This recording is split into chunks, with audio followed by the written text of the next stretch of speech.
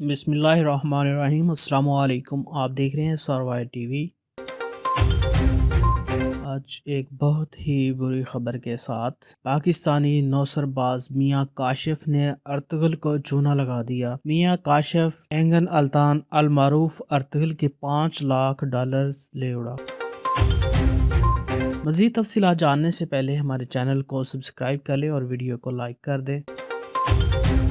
گزشتہ دنوں ترکی کے اداکار اینگن الطان المعروف ارطغرل نے پاکستان کا دورہ کیا۔ اس موقع پر ان کے ہمراہ پاکستان کا ایک معروف نوسر باز میاں کاشف بھی موجود تھا، جس سے ارطغرل کی پاکستان میں تقریباً ہر تصویر میں، ہر ویڈیو میں، پھر چاہے وہ کسی بھی جگہ کا دورہ ہو یا پھر وزیر اعلیٰ پنجاب سردار عثمان بزدار سے ملاقات، لیکن ارطغرل کو کیا علم تھا کہ ان کا یہی دوست انہیں $5 لاکھ کا چونا لگا دے گا۔ میڈیا رپورٹس میں انکشاف ہوا کہ ارطغرل کو پاکستانی شہری کاشف نے $5 لاکھ کا چونا لگا دیا۔ ارطغرل کو دراصل ایک نجی کمپنی کی طرف سے برانڈ ایمبیسیڈر بنانے کے لیے بلایا گیا تھا، جس کے لیے ان سے $10 لاکھ کا فائدہ طے کیا گیا تھا۔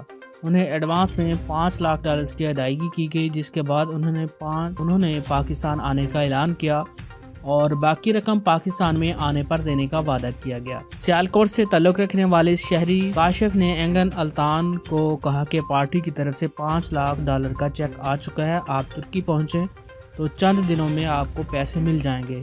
لیکن جب ارطغرل نے ترکی جا کر کاشف سے رابطہ کیا تو کاشف کی طرف سے کوئی جواب نہ ملا۔ بعد ازاں ترک اداکار نے پاکستانی حکام سے رابطہ کیا تو معلوم ہوا کہ کاشف سیالکوٹ کا ایک فراڈیا ہے اور اس کے خلاف اس سے قبل بھی فراڈ کی بہت سی FIR درج ہو چکی ہیں۔ کاشف کے مقدمات میں نامزد ہونے کے باوجود اس کے آزاد گھومنے پر کئی سوالات کھڑے ہو جاتے ہیں۔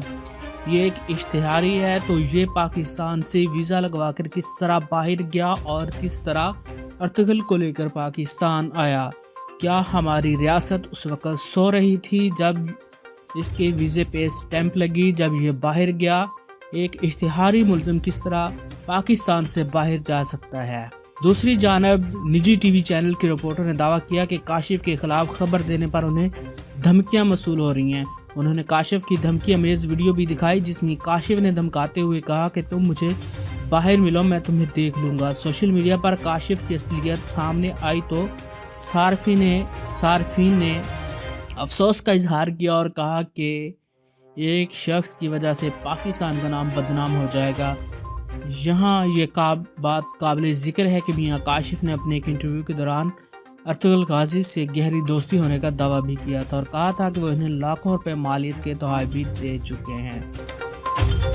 دوستو، اگر اس طرح کی مزید اور ویڈیوز دیکھنا چاہتے ہیں تو ہمارے چینل کو سبسکرائب کر لیں اور ویڈیو کو لائک کر دیں۔ Thanks for watching. اللہ حافظ۔